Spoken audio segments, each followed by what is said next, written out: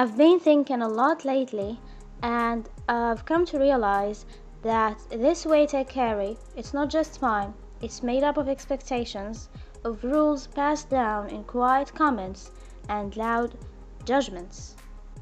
It all started with a small comment. Someone told me, "You look younger than your age," and I felt flattered. Not just flattered, but somehow relieved, like I was still allowed to exist, like I still had time before I became invisible. And that made me stop and think, what kind of mindset is that?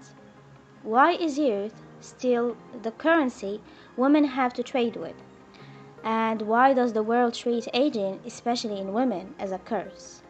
Why do we praise women for looking 21 at 35 as if that's the real achievement? There are people who didn't even make it to 35. Aging is a privilege, but for women, it's made into a punishment. And the saddest part is we internalize it. We thank people when they say we don't look our age, as if age itself is shameful. That's where this whole reflection began, and it opened up everything else.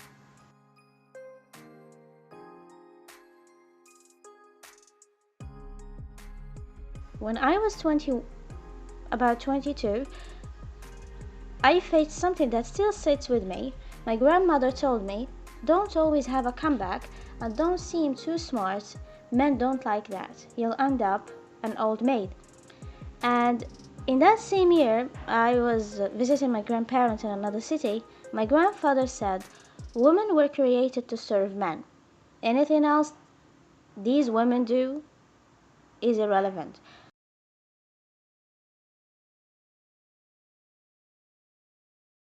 I was also ashamed to tell people that my mom was a housewife when I was a child. I was told it's a waste, a trap, so I believed that. I studied, I worked, I became the opposite of what they warned me about. And now I watch as society starts to hate working women. Podcasts, clips, Andrew Tate pans, endless content going viral, mocking, blaming, and shaming. And here I'm talking about Morocco, especially Morocco, and I see some bits of it in the United States social media, reels and TikTok videos. Saying independent women are the reason families are broken, that women's education is the downfall of society. And I remember Jordan Peterson is a well-educated person, and he says that any industry that is women or female dominated is going to collapse, because eventually women go and choose family and children over career.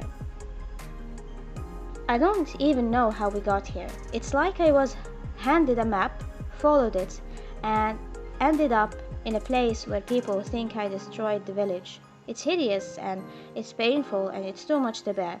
And I wonder, was I lied to? Was I handed the wrong dream? Or is this just growing up and realizing the world has always been this confusing? The truth is, it's nuanced. Yes, there are people who just hate women no matter what they do. But even beyond that, life is more complex than any advice could prepare us for. You think being educated and working will liberate you, and then suddenly you're being told you're too old, too loud, too independent, too masculine. And let's talk about dating.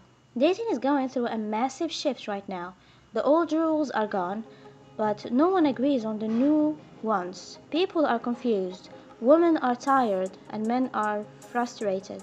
Everyone is talking, and no one is listening, and algorithms profit off the chaos.